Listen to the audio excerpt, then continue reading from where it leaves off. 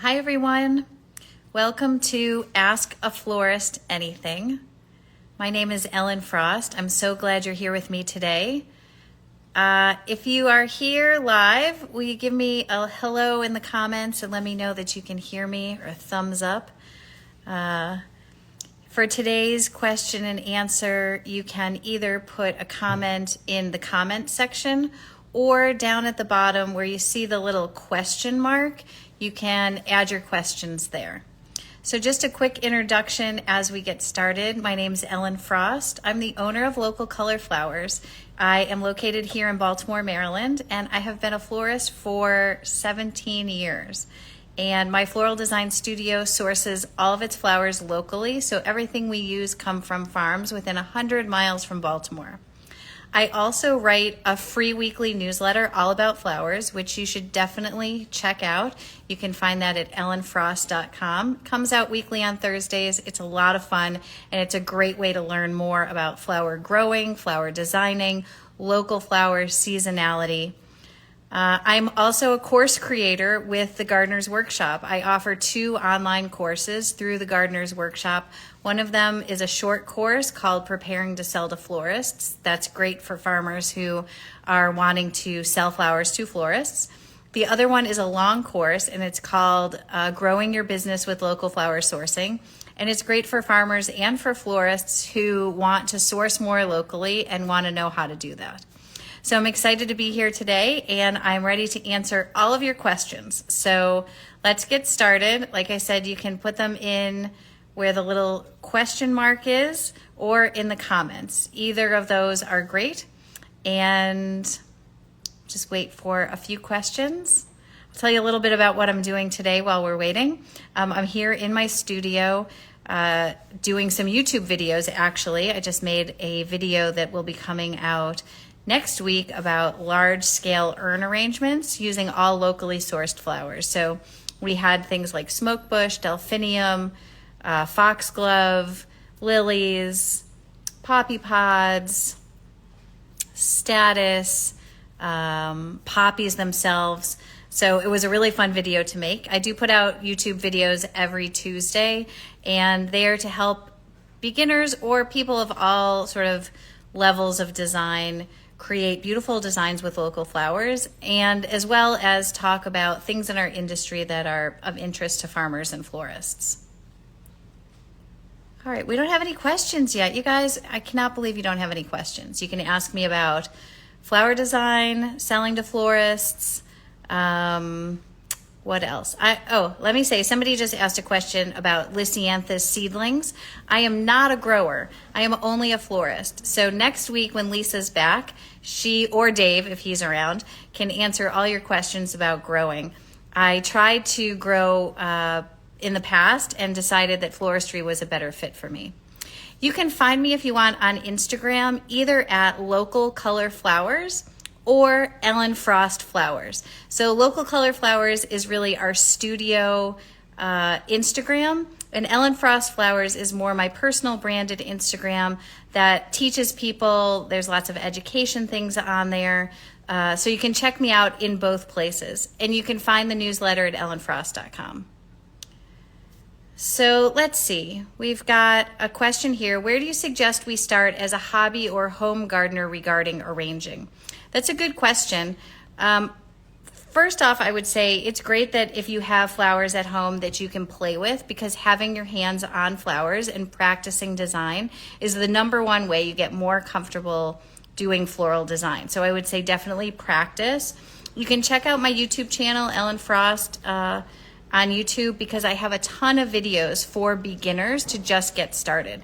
So things like how to just choose the right flowers for an arrangement, how to clean your flowers, how to use mechanics, how to choose the right vase. That's a great place to get started. There's a ton of YouTube videos out there. So I would say just start getting your hands on flowers and practicing. Let's see, what are some of the longest lasting flowers you like to use? It really depends on the season. Because we're using all local flowers, the flowers that we use change from week to week. So depending on the season, like right now, lilies, very long lasting. we're moving into the season of Lysianthus. Lysianthus, obviously super long lasting. It really just depends on the season and what flowers are available. Let's see, somebody said, I have a small porch pickup business selling fresh flowers and sourdough breads. Sounds great. Perfect combination. I arrange in mason jars. Any advice? Oh, good question. I think using a wide mouth mason jar, whether it's a pint or a quart, is easier than a regular mouth, and it may require you to use a stem or 2 or 3 more, but I actually like the look of a wide mouth rather than a regular mouth.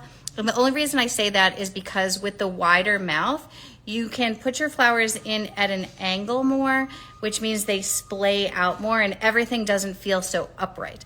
When you're using a regular mouth, I feel like you don't have a lot of room to put things in an angle, and you end up putting them in straight up and down, where everything starts to feel like a column.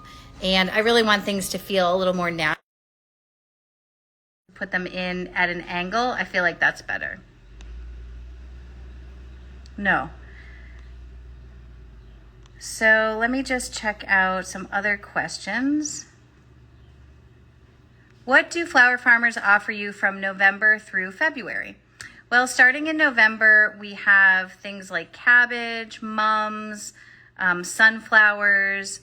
These are things that are grown either in hoop houses or end of November moving into December in greenhouses. Once we move into greenhouse time, we have more mums, lilies, cut poinsettias.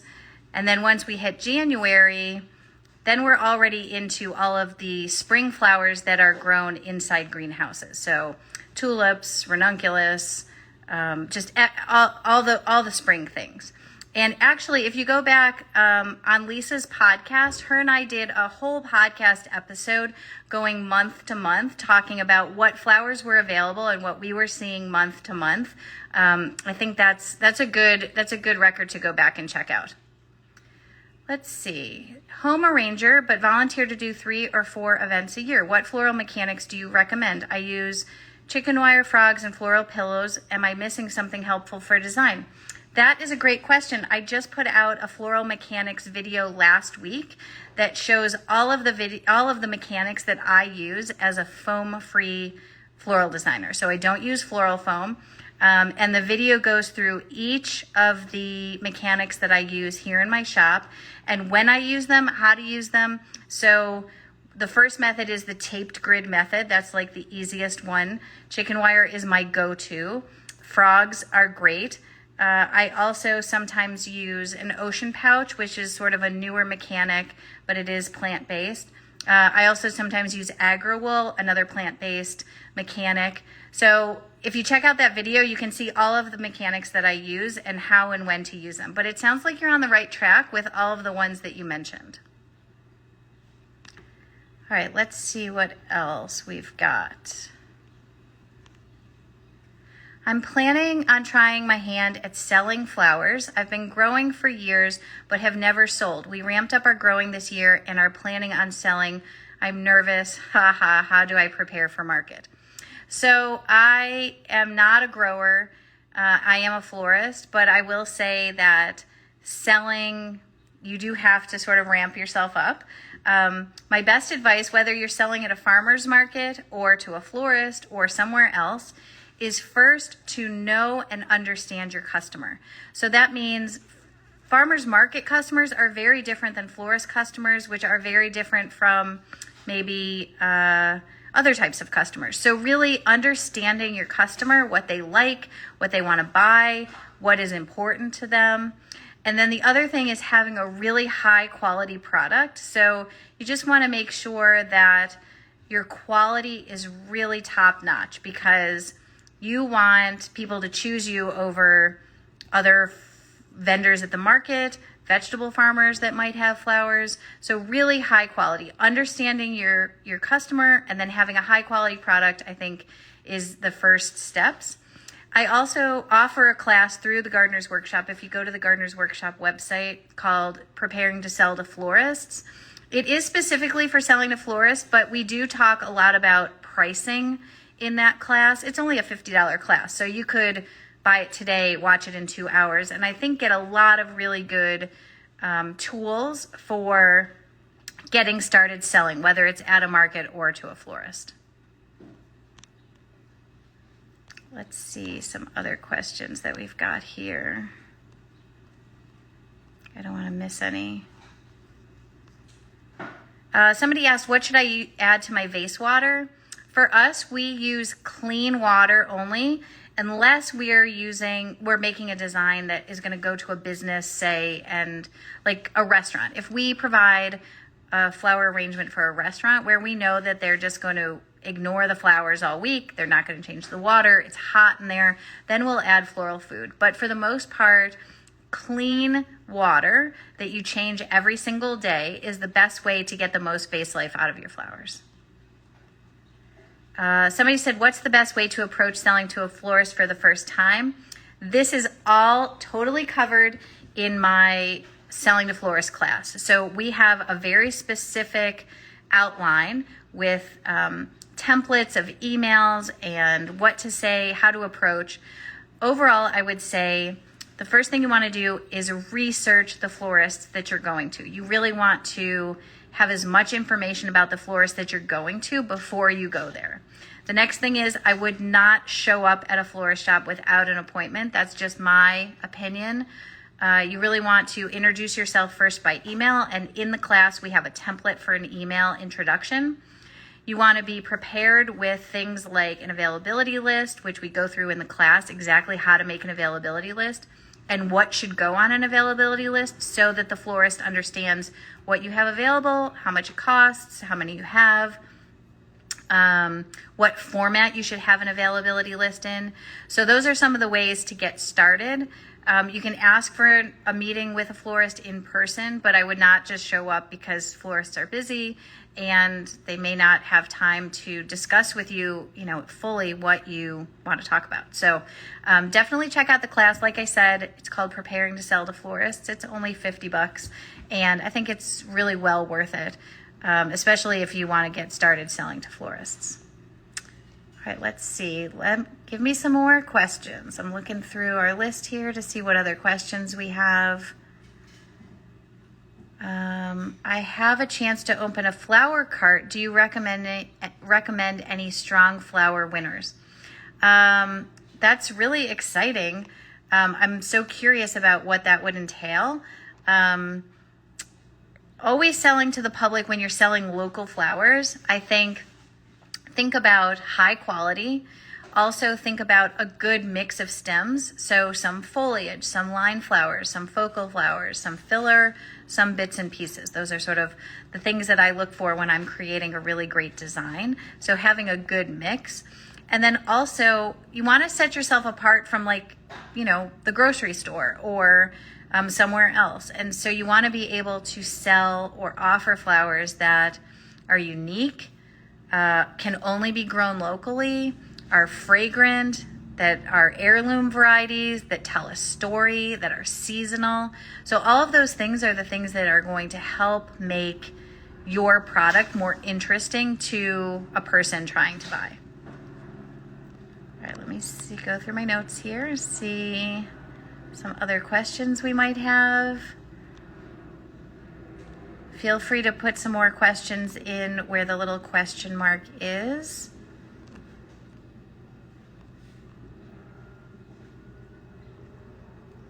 I'm just quickly looking through here. How much do you buy dahlia stems for? Great question.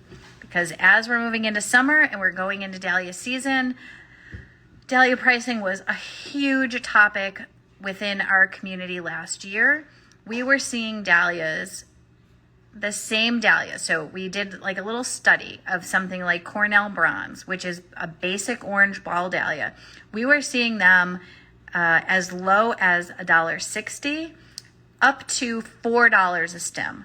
So for us, where we want to be buying a plain ball dahlia is probably $2, maybe $2.50 at the most. But for something as plain as a ball dahlia, $2 is really where we want to be. 160, that is pretty low. And I actually did reach out to the grower to just say, like, that is kind of low.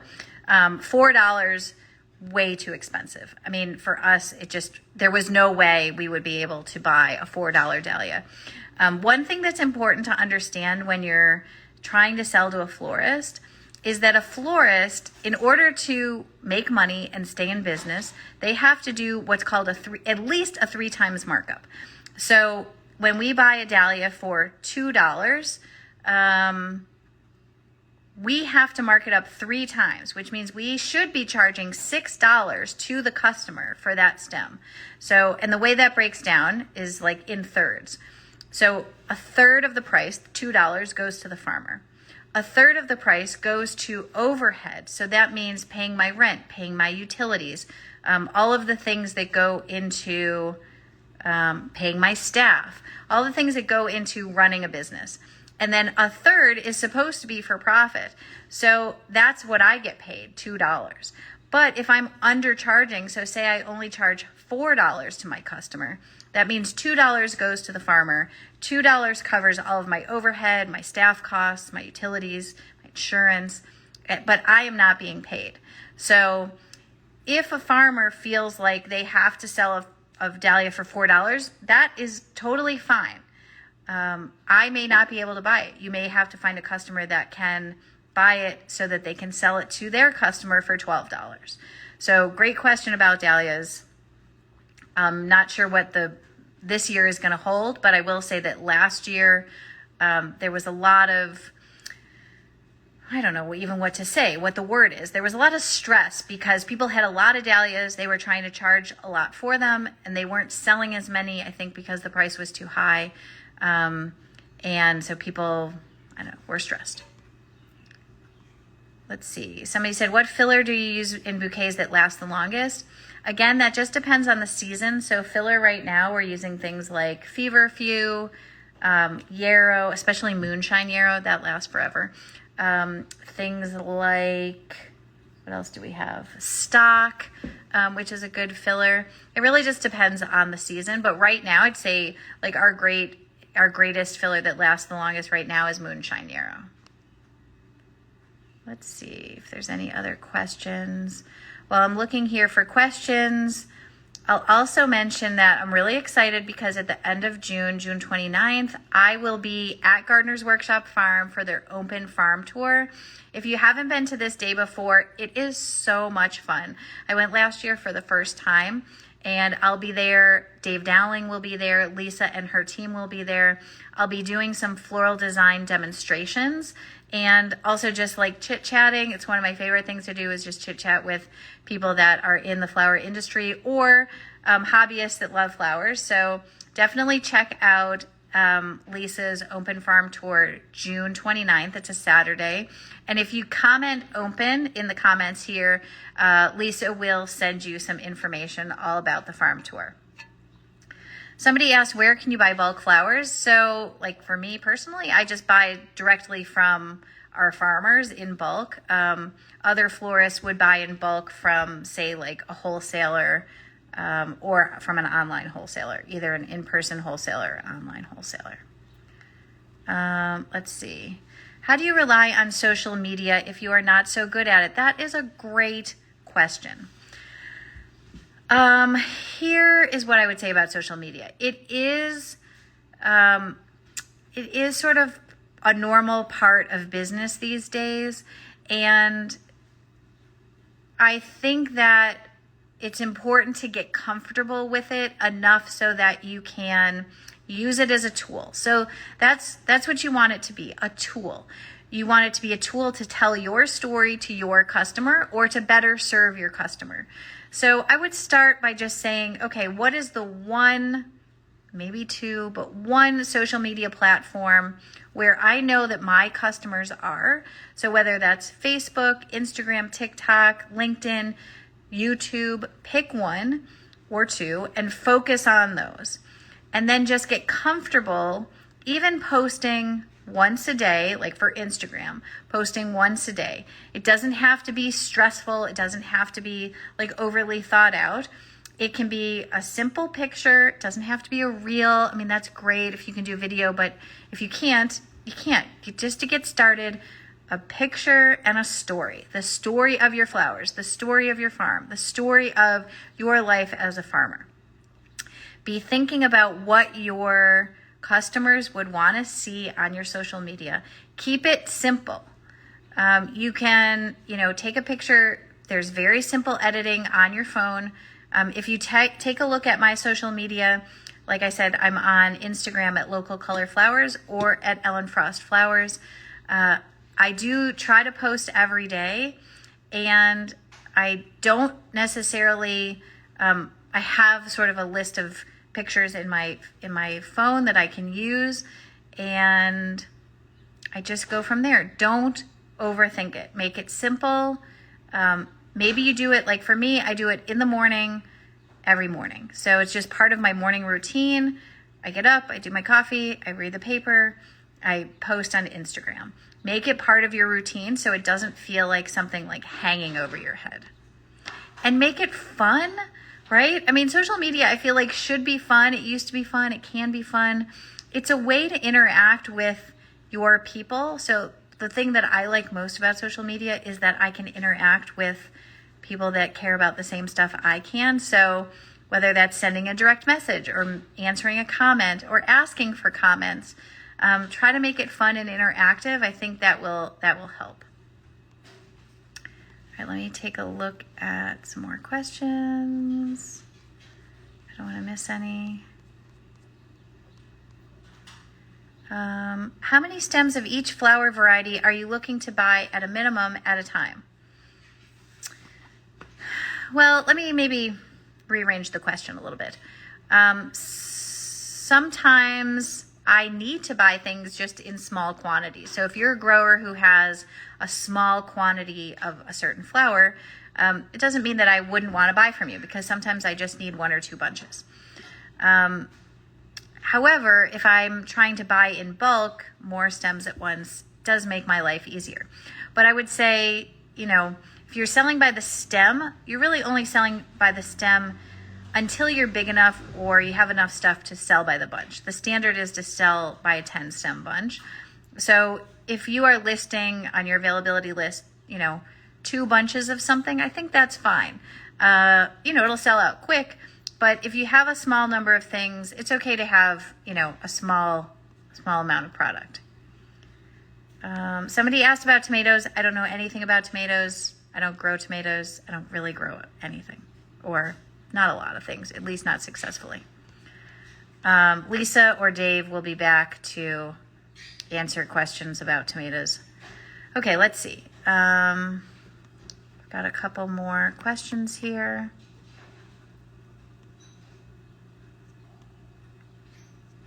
Sorry, I'm trying to read quickly. What do you use for focal flowers after the spring push before the summer flowers come in? Great question. Oh, I don't know how I made this on my face. I'm sure Lisa's going to love that. Let's see, focal flowers. So we go from basically like tulips to peonies. And then after peonies is always where we get stressed. So then we have roses, local roses, and sunflowers and lilies. So that's the season we're in right now. Peonies are just ending. We are moving into roses, sunflowers, and lilies. And then we're really chomping at the bit to get into dahlia season. So that's sort of our focal flower schedule. How do you handle others undercutting your prices? Great question. Comes up all the time, right? And I'm sure for farmers it comes up all the time too. I feel like I have to just put my head down and focus on my own work and having the price that works best for me, and trying not to worry or obsess about what my competitors are doing. I know that sounds easier said than done, and it may feel, especially when you're really hungry for work, it may feel like people are stealing work from you because they're cutting you. But let's be clear. People that are undercharging are not being profitable, and they will not stay in business. You have to charge so that you are profitable, and in turn, you can stay in business. If you are not being profitable, you can't stay in business. And people that are undercutting you, or people that are charging too little, they are not going to be in it for the long haul. They just are not going to they're going to be burned out. They're not going to be making any money. They're going to be working hard. So just focus on your own pricing, your own work, giving the best you can to a high quality product for your customer at a price that makes sense for you. Let's see. Have you ever used alum to extend bloom time? I haven't. I know that people do use it for, I know people use it for hydrangeas a lot. I haven't used it. I haven't needed to, but I know that people do use it. Let's see. Do you have a tutorial on the basics of a mason jar or small arrangement for growers, home gardeners? I do have a tutorial on YouTube for small arrangements. It's actually in an arrangement in a vase that's about 4 inches tall and 3.5 inches wide. I don't have one specifically for a mason jar, but that's a good idea. I might try one of those. If you look at the one for the hobnail, it's basically going to be the same techniques. So if you check out my YouTube, you'll see some videos there. Let's see. I remember seeing a talk you had with Lisa and Lane last year about zinnias. Oh my God, the zinnias. Did the discussion help improve how you were able to use zinnias? That's such a good question, because we're moving into zinnia season, and I feel like I have a little bit of renewed interest in trying to make zinnias work for me. Mostly because I had 1 or 2 growers that had super high quality zinnias. We tested them for a couple of weeks. We didn't have any problems. There was no meltdown. They stayed fine in the cooler. So that gave me a little bit of renewed excitement for zinnias. I know with the floret, I know somebody said I'm sparkling. I know, I don't know how to turn it off. I know with the floret zinnias on the market and a lot of people trying them for the first time, there's going to be a lot of interest in zinnias. I'm excited to see them. So if you haven't checked out that podcast or video that I did with Lane and Lisa all about zinnias and all of my gripes, all of my complaints about zinnias, Lisa and Lane were very gracious. They had very good responses, and I do have a little bit of renewed interest in trying zinnias this year. All right, we're almost at the end of our time. If anybody has one last question, I'd be happy to answer it before we go. Otherwise, if there are no more questions, remember that you can find me on social media at Local Color Flowers for the shop and Ellen Frost Flowers for my personal brand. You can also check out my YouTube, Ellen Frost Flowers. And if you go to ellenfrost.com, you can sign up for my free weekly newsletter. Of course, I'm biased, but I think it's awesome. We have a lot of great response from it, a lot of great community we're building there. So definitely check that out. And I hope that you'll consider coming to Lisa's open farm tour. Like I said, it was so much fun last year. It took us like 8 hours to get there because we were behind an accident and it was pouring rain and there was all kinds of drama. So I felt like I was stressed going down there. And it was so worth it. It was so much fun. We just had the greatest day.